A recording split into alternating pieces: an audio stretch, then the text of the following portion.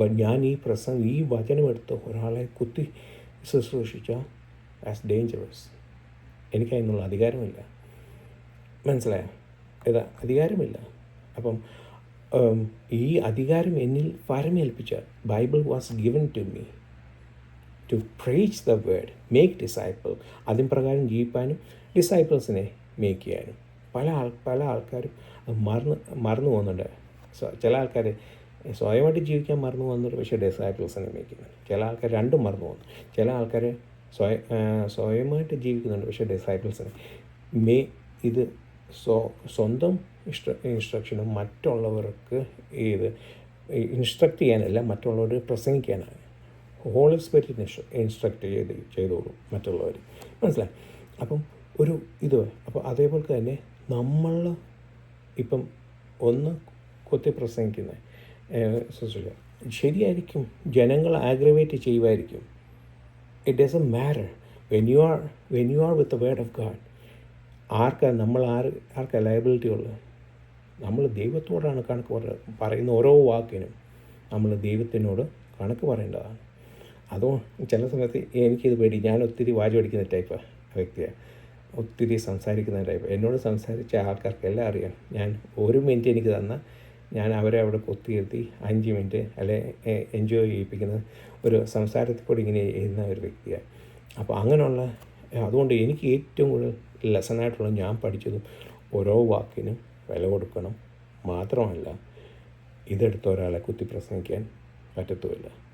വാചകം അടിച്ച് നമ്മൾ മനുഷ്യനോട് തെറ്റ് ചെയ്താൽ നമുക്ക് ക്ഷമിക്കാം, നമ്മൾ ദൈവത്തോട് ക്ഷമിക്കാം. പക്ഷെ ദൈവം നമ്മളിൽ ഫലമേൽപ്പിച്ച വചനം നമ്മൾ ദൈവത്തിനോട് തന്നെ തെറ്റ് ചെയ്താൽ എവിടെ പോയി ക്ഷമിക്കാനാണ്? എങ്ങനെ ക്ഷമിക്കാനാണ്? ഒരു ഫിയർ ഓഫ് ദ ലോഡ്, വചനത്തിനോടുള്ള വചനമെടുത്ത് ഒരുമാതിരി കുത്തി പ്രസംഗിക്കുക, കോമഡി പറയുക, കോമഡി ഇതേപോലെ കഥാപ്രസംഗം നടത്തുക, എൻ്റർടൈൻ ചെയ്യിപ്പിക്കുക, എൻ്റർടൈൻ ചെയ്ത് മനുഷ്യരെ ഇങ്ങനെ ഇളക്കി ചിരിപ്പിക്കുക, എൻ്റർടൈൻ ചെയ്യിപ്പിക്കുക. അതേപോലെ അങ്ങനെയൊക്കെ ഓരോ കാര്യത്തിന് വേണ്ടി വചനം യൂസ് ചെയ്യുന്നു. That's wrong. അത് തെറ്റാണ്, ചെയ്യരുതങ്ങനെ. വചനത്തിന് കൊടുക്കേണ്ട ഡീപ്പ് ഇത് കൊടുക്കണം, ആ റെഫറൻസ് കൊടുക്കണം. ഇത് നമ്മുടെ ജനറേഷൻ കാണണം. മനസ്സിലായി? അടുത്ത ഒരു ജനറേഷൻ അത് കാണുമ്പം അവർക്കും ഫിയർ തോന്നണം. മനസ്സിലായോ? അവർക്കും ഫിയർ തോന്നും. ഇപ്പം പണ്ടൊക്കെ ഞങ്ങൾ ഓതറ ചർച്ചിലൊക്കെ ഇരിക്കുന്ന സമയത്ത് ഓരോ അപ്പച്ചന്മാർ വരും. ചില സമയത്ത് മാങ്ങാനം ജോസഫ് ആ അപ്പച്ചൻ വരും. ചില സമയത്ത് മരിച്ചുപോയ ചാക്കോച്ചൻ അപ്പച്ചൻ പഠിപ്പിക്കുന്ന ചാക്കോച്ചൻ അപ്പച്ചൻ വരും. എം വി ചാക്കോ സാറ് വരും. അവരൊക്കെ വരുമ്പോൾ എന്ത് ഫിയറോട് ചില സമയത്തൊക്കെ ചില ഭാഷമാരൊക്കെ ഒരു പകുതി സമയമാകുമ്പം കയറി വരും. തലേ തുണിയിടാത്ത ആൻറ്റിമാരെല്ലാം തല തുണി എല്ലാവരും അത്രയും നേരം അലസയിരിക്കുന്ന എല്ലാവരും സ്ട്രെയിറ്റായിട്ടിരുന്നു. എത്ര ഭയഭക്തിയോടാണ് ഇരിക്കുന്നത് അവർ. Because they gave full reference to God. ദൈവത്തിന് ഫുൾ റെഫറൻസ് കൊടുക്കും. കൊടുക്കുന്നത് പോലെ എന്താണ് കാണുന്ന ജനങ്ങളും അവരെ ഭയപ്പെടും. അവരോടുള്ള ഭയം മാത്രമല്ല, അതൊരു ദൈവത്തിൻ്റെ ദാസനാണ്, കുഞ്ഞു കളിക്കരുത് എന്നുള്ള ഒരു ബോധത്തോടുകൂടി ഇന്ന് ഒരു സംഭവമേ നഷ്ടപ്പെട്ടു പോയി. ദർ ഫിയർ, ഒരു റെഫറൻസ്. ഇത് ഇന്ന് ആർക്കും എങ്ങനെയും വചനമെടുത്ത് ആൾക്കാരെ കുത്തി നോക്കിച്ച് പ്രസംഗിക്കാം, അല്ലെങ്കിൽ കോമഡിയാക്കാം, അല്ലെങ്കിൽ കഥാപ്രസംഗം നടത്താം, അല്ലെങ്കിൽ അങ്ങനെയുള്ള കാര്യങ്ങൾ. Don't do it. കണക്ക് കൊടുക്കേണ്ട ഒരു ദിവസമുണ്ട്. ഈ ഹണിക്കൊരു കുഴപ്പമുണ്ട്. ഹണി റോങ്ങായിട്ട് യൂസ് ചെയ്ത് കഴിഞ്ഞാൽ അന്നേരം മരണം വരത്തില്ല. അത് ടോക്സിക്കായിട്ട് ബോഡി ബിൽഡ് ചെയ്ത് കുറച്ച് കഴിയുമ്പോൾ ഭയങ്കരനൊരു അസുഖം വരും. അസുഖത്തെ പിന്നെ ഒരിക്കലും ചികിത്സിച്ച് മാറ്റാൻ പറ്റത്തില്ലെന്നാണ് വൈദ്യശാസ്ത്രം പറയുന്നത്. അതുകൊണ്ട് ഹണി എടുക്കുന്നത് സൂക്ഷിച്ചു വേണം. ഓക്കെ. അപ്പം പറയാൻ ഉദ്ദേശിച്ചാൽ അതേപോലെ അത് പറയുന്ന ഒരാളുടെ അവസ്ഥ, രണ്ടാമത്തെ കേൾക്കുന്ന ഒരാളുടെ അവസ്ഥ. ഇപ്പം നിങ്ങൾ വിചാരിക്കും ഞാൻ അതുകൊണ്ടാണ് നേരത്തെ പറഞ്ഞു, എൻ്റെ ഉദ്ദേശം കുത്തി പ്രസംഗിക്കില്ല, ആ ആൾക്കാരിലെ കുറ്റം പറയല്ല. ചില ആൾക്കാർ റോങ് ആയിട്ടുള്ള രീതിയിൽ ബൈബിൾ എടുക്കുമ്പോൾ ഇനി നിങ്ങളത് കേൾക്കുമ്പോൾ നിങ്ങളത് കേൾക്കുകയാണെന്നുണ്ടെങ്കിൽ യു ഷുഡ് സ്റ്റോപ്പ് ദം. മനസ്സിലായി? അവരെ നിർത്തണം. അങ്ങനെ എടുപ്പിക്കരുത്, റോങ്ങായിട്ട് എടുപ്പിക്കരുത്. പരസ്യമായിട്ട് അങ്ങനെ മറ്റൊരാളെ കുത്തി പ്രസംഗിക്കാനും എടുക്കരുത്. ബൈബിൾ ഈസ് എന്താ ഒരു ഫിയർ കൊടുക്കണം, റെവറൻസ് കൊടുക്കണം. നമ്മളിൽ ഒരു ഒരു റെവറൻസ് ഉണ്ടെങ്കിലേ നമ്മൾ ചെയ്യുന്ന കാര്യങ്ങൾ റെവറൻസ് ഉണ്ടാകത്തുള്ളൂ, അത് മറ്റുള്ളവർക്ക് കാണാൻ പറ്റത്തുള്ളൂ.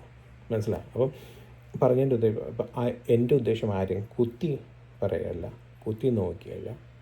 മനസ്സിലായി? ഇങ്ങനെയൊന്നും ചെയ്യരുത്.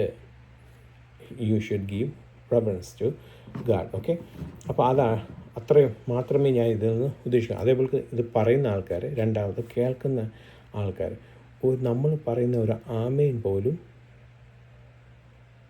ദൈവനാമ മഹത്വത്തിന് ഉപ്പിനാൽ രുചി വരുത്തതായിരിക്കും. പക്ഷെ മറ്റൊരു സഹോദരനെ ഹേർട്ട് ചെയ്യുന്ന രീതിയിലായിരിക്കും. മനസ്സിലായല്ലോ? ഞാൻ ഇപ്പം പറഞ്ഞപ്പോൾ നിങ്ങൾക്ക് ഉദ്ദേശം മനസ്സിലായല്ലോ എന്തുവാണ്? ഇപ്പം ഇന്ന് പ്രസംഗിച്ചാൽ അവനെ കൊള്ളിച്ച അങ്ങനെ പോലും പറയരുത്. മനസ്സിലായി? അത് എനിക്കുള്ളതാണ്, എൻ്റെ മെസ്സേജ് എന്നുള്ള രീതി പറയണം. മനസ്സിലായി? അത് കുത്തിപ്രസംഗിക്കുന്നതായിരിക്കരുത്. ഹോളി സ്പിരിറ്റിനാൽ എന്തോ ഹീബ്രുവിനകത്ത് പറയുന്നത് വചനം ഇരുവാഴ്ത്തിലുള്ള വാളാണ്. മനസ്സിലായി? അത് മറ്റേ മേധസ്സിനെ എല്ലാം ഗണിപ്പിക്കുന്ന രീതി. So Holy Spirit will do the work. We just preach. Our job is to preach, make disciples. മനസ്സിലായി? Let Holy Spirit do the deep cleaning and everything. മനസ്സിലായി? അപ്പം അതേപോലെ തന്നെ നമ്മുടെ സ്തോത്രങ്ങളും ആമേൻ എന്ന് പറയുന്നത് ഞാൻ പറഞ്ഞു അങ്ങനെ തന്നെ ആകട്ടെ. ഒരു ഡിഗ്രിയാണ്, ഒരു കമാൻഡ്മെൻറ്റ് സീൽ ഒപ്പ് ചെയ്ത് വയ്ക്കുന്നതല്ല. ഹല്ലേലൂയ എന്ന് പറയുന്നത്, ഹല്ലേൽ എന്ന് പറഞ്ഞാൽ പ്രൈസ് യു ടു യാഹ്, ദൈവത്തിന് സ്തുതി കൊടുക്കുക എന്നുള്ളതാണ് ഹല്ലേലൂയ എന്ന് പറയുന്നത്. സ്തോത്രം എന്ന് പറഞ്ഞത് ഒരു ഹിന്ദു വാക്കാണ്, സംസ്കൃതം വേർഡാണ്. ഹിന്ദു ആൾക്കാർ അത് യൂസ് ചെയ്തുകൊണ്ടിരുന്ന സ്തോത്രം സ്തുതിയും ഹിന്ദു ആൾക്കാർ അവരുടെ ദൈവത്തിന് വേണ്ടി യൂസ് ചെയ്തുകൊണ്ട് പിൽക്കാലത്ത് സംസ്കൃത വേർഡാണ്. 3 വേർഡ് സോ ത റം എന്നുള്ളത്. ആദ്യം അത് സംസ്കൃതം, പിന്നെ തമിഴിൽ വന്നപ്പോൾ അത് THU എസ് ഇല്ലായിരുന്നു അതിൻ്റെ ഫ്രണ്ടിൽ, പിന്നാണ് അത് സ്തോത്രം എന്ന് പറഞ്ഞ് വന്നത്. അപ്പം നമ്മുടെ സ്തോത്രങ്ങൾ പോലും ദൈവത്തിന്, സ്തോത്രം എന്നുള്ളതിൻ്റെ അർത്ഥം ദൈവത്തിന് പാടുക, ദൈവത്തിന് സ്തുതി കൊടുക്കുക, ദൈവത്തെ മഹത്വപ്പെടുത്തുക, ഗ്ലോറിഫൈ ഗാഡ്. മനസ്സിലായി? അപ്പം നമ്മളുടെ പ്രസംഗങ്ങളായാലും നമ്മുടെ സ്തോത്രങ്ങളായാലും നമ്മുടെ എന്തോ ആയാലും നമ്മുടെ ജീവിതം ഹോൾ ലൈഫ് ആയാലും it should be a praising to God. മനസ്സിലായി? അത് ഞാൻ ആദ്യം എനിക്കത് ജീവിതത്തിൽ പ്രാബല്യപ്പെടുത്താൻ വന്നിട്ട് തന്നെ, അതുകൊണ്ട് അതിന് ശേഷമാണ് ഞാൻ ഇന്നേ വരെ കുത്തിപ്രസംഗിക്കാൻ ആരും നോക്കിയിട്ടില്ല, ശ്രമിച്ചിട്ടില്ല. പക്ഷേങ്കിൽ ചില സമയങ്ങളിൽ പറയുമ്പം ആ എക്സാമ്പിൾസൊക്കെ കൊടുക്കുമ്പോൾ അത് വേണ്ടായിരുന്നു എന്ന് എനിക്ക് തോന്നിയിട്ടുണ്ട്. അത് ജനങ്ങളെ വേദനിപ്പിച്ചിട്ടൊന്നും കേട്ടോ. എൻ്റെ ഉദ്ദേശം നെവർ അത് ചെറുപ്രായം മുതലേ എൻ്റെ പേരൻസും എന്നെ വളർത്തിക്കൊണ്ട് വന്ന ആൾക്കാരും പറഞ്ഞിട്ടുള്ള കാര്യം, give ultimate fear to God. ആരെയും ഇങ്ങനെ പറയരുത്. പക്ഷേ ചില സമയത്ത് എക്സാമ്പിൾസ്, ആശയം മനസ്സിലാക്കാൻ വേണ്ടി എക്സാമ്പിൾസ് കൊടുക്കേണ്ടി വരുന്നപ്പം ഇതായിട്ടുണ്ട്, തെറ്റിപ്പെട്ട. അതിൻ്റെ ഒരു എക്സാമ്പിൾസാണ് എൻ്റെ സാറ് പറഞ്ഞ നട്ടലില്ലാതെ എന്ന് പറഞ്ഞ്. അത് ആദ്യം എൻ്റെ ജീവിതത്തിലെ അതെടുത്ത് എൻ്റെ ജീവിതത്തെ ശോധന ചെയ്തിട്ടാണ് ഞാനത് പറഞ്ഞത്. ഓക്കെ, അപ്പം ആരെയും കുത്തിപ്രസംഗിക്കുകയോ ഒന്നുമല്ല ചെയ്തത്. മനസ്സിലായി? Nobody is above the law, nobody is above the word of God. Okay, അപ്പം അറിയാലോ മോശയുടെ കാര്യത്തിൽ സംഭവിച്ചു. ഇനി മോശപ്പിച്ചൻ്റെ കാര്യത്തിൽ സംഭവിച്ചു. ഇനിയും മിരിയാമിൻ്റെ കാര്യത്തിൽ മോശയുടെ ഇത് ചെയ്തു. മോശ കൂഷിയ സ്ത്രീയെ കല്യാണം കഴിച്ചെന്നുള്ള രീതി വന്ന് മിരിയാമിനെന്ന് പറ്റി ഇത് വന്ന് എന്തോ ത്വക്കിലുള്ള രോഗം, ലെപ്രസി വന്ന് പാളയത്തിന് പുറത്തു പോകേണ്ടി വന്നു. മനസ്സിലായി? ദേവദാസന്മാരെ കുറ്റം പറയരുത് എന്നുള്ള. അപ്പം പാളയത്തിന് പുറത്ത് പോകേണ്ടി വന്നു. മിരിയാം അമ്പച്ചി ഈസ് നോ എക്സംഷൻ. ഇനി അഹരോൻ കാളക്കുട്ടി ഉണ്ടാക്കിയ പ്രശ്നത്തിൽ അഹരോനും വാഗ്ദത്ത ദേശം നഷ്ടപ്പെട്ടു പോയി. അത് ഇനി അതേപോലെ അഹരോൻ്റെ മക്കളായ ഒരു സൈഡിൽ ഫിനഹാസ് നല്ല ചെയ്താണെങ്കിൽ മറ്റേ സൈഡിൽ നാദാബും അബീഹും അന്യാഗ്നി കത്തിച്ചു. ഇവൻ പുരോഹിതൻ ശുശ്രൂഷ ചെയ്യുന്ന ഒരു വ്യക്തിക്ക് പോലും, അതായത് നമ്മുടെ ബൈബിളിൽ നമ്മുടെ പള്ളികളിൽ ഒരു ശുശ്രൂഷ നടത്തുന്ന ആൾക്കാരെ പോലും you are not above the word of God, you are not above the commandment. അത് അറിയാലോ എന്ത് പറ്റിയെന്ന് അവർക്ക് സംഭവിച്ചത്. ഊസ പുരോഹിത ശുശ്രൂഷ ചെയ്യുന്നതാണോ ഇല്ലയോ നമുക്കറിയില്ല. നോർമൽ പേഴ്സൺ ആണോ പുരോഹിത ശുശ്രൂഷ ചെയ്യുന്നതാണ്. എന്തു പറ്റി? ഊസയ്ക്ക് സംഭവിച്ച അറിയാമല്ലോ. അതേപോലെ അടുത്തതായി മുമ്പ് പറഞ്ഞ പോലെ നാദാബ് അബീഹു, അവരുടെ കാര്യം അറിയാമല്ലോ. അവരും എതിർത്തു. ആര് തന്നെ ദൈവത്തെ ക്വസ്റ്റ്യൻ ചെയ്തു? മോശയെ ക്വസ്റ്റ്യൻ ചെയ്തത് മാത്രമല്ല, ദൈവത്തെയും ക്വസ്റ്റ്യൻ ചെയ്തു. എന്താ പറ്റി? വാവലാണ്. So nobody is above. ഇത് നമ്മളിൽ ഫലമേൽപ്പിച്ച നമുക്ക് കണക്ക് കൊടുക്കേണ്ട. എൻ്റെ 10 താലന്ത് തന്ന ആ വ്യക്തി 10 5 1 താലന്ത് തന്ന ആൾക്കാരെ പോലെ നമുക്ക് കണക്ക് കൊടുക്കേണ്ട ഒരു ദിവസമുണ്ട്. അന്ന് ആ ഒരു പേടി മനസ്സിൽ വെച്ചുകൊണ്ട് വേണം നമ്മൾ ഓരോ കാര്യങ്ങളും ചെയ്യാൻ. നമ്മൾ ഇന്ന് കൊത്തി പ്രസംഗം അങ്ങനെയൊക്കെ ചെയ്ത് കഴിഞ്ഞാൽ നമ്മുടെ പിള്ളേരിത് കാണുന്നുണ്ട്.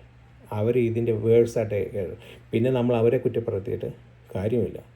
അതേപോലെ നമ്മൾ ഇപ്പം നമ്മുടെ സ്വതന്ത്രങ്ങൾ അല്ലെങ്കിൽ റോങ് ഫുള്ളി വേണമെന്നുണ്ടെങ്കിൽ അവരെ കുറ്റപ്പെടുത്തിയിട്ടില്ല, അവരും ആ സെയിം തിങ്ങേ ചെയ്യത്തുള്ളൂ നാളെ. പിന്നെ നമ്മൾ അവരെ കുറ്റപ്പെടുത്തി ഇപ്പോഴത്തെ ചെറുപ്പക്കാരിങ്ങനെ ഇങ്ങനെയാണെന്ന് പറഞ്ഞ് കുറ്റപ്പെടുത്തിയിട്ട് കാര്യമില്ല. നമ്മൾ ചെയ്യുന്നത് അവർ കാണുന്നത്. ഇപ്പോൾ എനിക്ക് മുമ്പിലുള്ളവർ ചെയ്തത് ഞാൻ കണ്ടുപഠിച്ചേ എന്ന് പറയുന്നതല്ല. ഓക്കെ, ഇപ്പം ഞാൻ റോങ് ആയിട്ടാ ചെയ്യുന്നുണ്ടെങ്കിൽ അവരെയല്ലേ ബാഡ്ലി ഇമ്പാക്റ്റ് ചെയ്യുന്നത്. മനസ്സിലായി? അതൊന്ന് ഓർത്ത് വെച്ചാൽ മതി. അപ്പം nobody is above the law. മനസ്സിലായി? ആ ഒരു ഇത്. അപ്പം യഹൂദന്മാരുടെ എല്ലാം യുണൈറ്റ് ചെയ്യുന്നത്, അതേപോലെ നമ്മളുടെ എല്ലാം യുണൈറ്റ് ചെയ്യുന്ന ക്രിസ്തു. നമുക്ക് വേണ്ടി ക്രിസ്തു ജനിച്ചു, മരിച്ചു, അടക്കപ്പെട്ടു, ഉയർത്തെഴുന്നേറ്റു ഉള്ളതുകൊണ്ടല്ലേ നമുക്ക് ഈ വചനവും നമ്മൾ ഈ വിശ്വാസത്തിൽ വന്നിരിക്കുന്നത്. ഇത് നമ്മളുടെ കഴിവ് കൊണ്ടാണോ? അല്ല. നമ്മുടെ പിതാക്കന്മാരുടെ കഴിവുകൊണ്ട് അല്ല. നമുക്ക് it was given to us, entrusted to us. നാളെ ഇതിൻ്റെ ഒരു വരമേൽപ്പിച്ച കാര്യം, നാളെ ഇതിന് കണക്ക് കൊടുക്കട്ടെ ജീവിതത്തെ. ആ ഉള്ളൊരു reverence. Fear of the Lord is the beginning of the wisdom. അപ്പോൾ ആ ദൈവത്തിനൊരു ഫിയറുണ്ട്. ദൈവത്തിൻ്റെ ഫിയർ കാണിച്ചാൽ അപ്പോൾ അടുത്ത നമ്മൾ തുടങ്ങുന്നത് നമ്മുടെ ക്രിസ്ത്യൻ സ്പ്രൗട്ടിലെ പറ്റി ആദ്യത്തത് വീണ്ടും ജനനം. ഈ വീണ്ടും ജനനം ഒരു മസ്റ്റ് സംഭവമാണ്. വീണ്ടും ജനനം എല്ലാം സ്ഥാനപ്പെടാമോ? യെസ്, സ്ഥാനപ്പെടാം. ഞാൻ ഒത്തിരി ആൾക്കാരെ ഇത് കേട്ടിട്ടുണ്ട്, വീണ്ടും ജനിക്കാൻ സ്ഥാനപ്പെട്ടിട്ട്. ഇവൻ ബൈബിൾ സ്കൂളിൽ വരെ പോയി പഠിച്ച ആൾക്കാർ അവിടെ നിന്ന് വീണ്ടും ജനിച്ച് അനുഭവം ഉണ്ടായിട്ടുള്ള ഞാൻ കേട്ടിട്ടുണ്ട്. ആൾക്കാരെ അനുഭവസാക്ഷ്യം ഒക്കെ കേട്ടിട്ടുണ്ട്. ഓക്കെ, അപ്പം വീണ്ടും ജനനം നമുക്കറിയാം ആരെയാണ് പറയാൻ പോകുന്നത്. നിക്കോദെമോസിനോട് യേശു അമ്മേ ഞാൻ നിങ്ങളോട് പറയുന്നത്, നിങ്ങൾ വീണ്ടും ജനിച്ചില്ലെങ്കിൽ ദൈവരാജ്യം കാണാൻ പറ്റത്തില്ല. വീണ്ടും ജനനം. അടുത്ത സ്റ്റേജാണ് first stage infant faith, tender ദശേ. ആദ്യം ടച്ചേ, പിന്നെ ദശേ എന്ന് പറഞ്ഞാൽ അതെന്ന് പറഞ്ഞാൽ അതൊരു വീക്ക് ഫെയ്ത്ത്. നമ്മുടെ വീണ്ടും ജനിക്കപ്പെട്ട അവസ്ഥ അത് വെളിയിൽ കാണിക്കുക. മനസ്സിലായി? ഇപ്പോൾ ഒരു കൊച്ചിനെ ഒരു ക്യാൻഡി കിട്ടിയാൽ അത് വെറുതെ ഇരിക്കുമോ? അതിൻ്റെ എക്സൈറ്റ്മെൻറ്റും അതിൻ്റെ സന്തോഷവും, അല്ലെങ്കിൽ ടോയ് കിട്ടിയ അതിൻ്റെ ആ സന്തോഷം അത് ഏതൊക്കെ രീതിയിൽ പ്രകടപ്പെടുത്താമോ എന്ന് പറയുന്നത് നമ്മുടെ ഇൻഫൻറ്റ് സ്റ്റേജ്. നമ്മളുടെ ഫെയ്ത്ത് ഇത് നാണിച്ചുഴത്തിരിക്കുകയല്ലേ ചെയ്യുന്നത്. ദൃഢത്തോടുകൂടി ഞാൻ എൻ്റെ ദൈവത്തെ സാക്ഷിക്കുന്നു എന്ന് പറഞ്ഞുള്ള ആമേൻ ഞാൻ നിങ്ങളോട് പറഞ്ഞു, വെള്ളത്താലും ആത്മാവിനാലും വീണ്ടും ജനിക്കപ്പെട്ടില്ലെങ്കിൽ നിങ്ങൾക്ക് എന്തോ പറ്റും? എൻട്രി ചെയ്യാൻ പറ്റത്തില്ല. ആദ്യം കാണാൻ പറ്റത്തില്ല, പിന്നെ എൻട്രി ചെയ്യാൻ പറ്റത്തില്ല. ഇനി ഒരു ഇൻഹെറിറ്റ് ചെയ്യുന്ന ഒരു ഭാഗം കൂടെ ഉണ്ട് എന്ന് പറയുന്നത്. അപ്പം മനസ്സിലായി? അപ്പം അടുത്ത നെക്സ്റ്റ് സ്പിരിച്വൽ ഗ്രോത്താണ്. പത്രോസ് പറയുന്നത് നിങ്ങൾ ന്യൂ ബോൺ ബേബീസാണ്, പ്യുവർ മിൽക്കിന് വേണ്ടി ഇത് പൗലോസ് അപ്പോസ്തലനും പറയുന്നുണ്ട്, എനിക്ക് നിങ്ങൾക്ക് കട്ടിയായിട്ടുള്ള ആഹാരം തരാൻ പറ്റത്തില്ല. ഇപ്പോഴും നിങ്ങൾ പാല് മാത്രമേ നിങ്ങൾക്ക് തരാൻ പറ്റത്തുള്ളൂ. 1 Corinthians 2 അവസാന ഭാഗങ്ങളിൽ 3:1 ആദ്യ ഭാഗങ്ങളിൽ 3 ആൾക്കാരെ കാണുന്നുണ്ട്. ഒന്ന് പ്രാകൃതൻ, ജഡീകൻ, ആത്മീയൻ. ഓക്കെ, അപ്പം ലിറ്റിൽ ഫെയ്ത്ത്, നമ്മുടെ ആ ഫെയ്ത്ത് എക്സ്പ്രസ് ചെയ്യുന്നത്, കാണിക്കുക. ഈ സമയത്താണ് നമുക്ക് വരേണ്ട ചേഞ്ചസ്. പലപ്പോഴും കേട്ടില്ലേ, കള്ളുടിയൻ പണ്ട് വീട്ടിൽ വരുമ്പം പട്ടിക്കടി 2 തൊഴി കൊടുക്കും. പിന്നെ വരുന്ന കള്ളുകൂടിയൻ എന്തെടുക്കും? ആ പട്ടി പോലും വീട്ടിൽ സ്വസ്ഥതയോടെ സമാധാനത്തോടെ കിടക്കും. അതാണ് ആ ടെൻഡർ ഫെയ്ത്ത് എക്സ്പ്രസ് ചെയ്യേണ്ട സമയം. മൂന്നാമത്തെ സ്റ്റേജ് എന്ന് പറയുന്നത്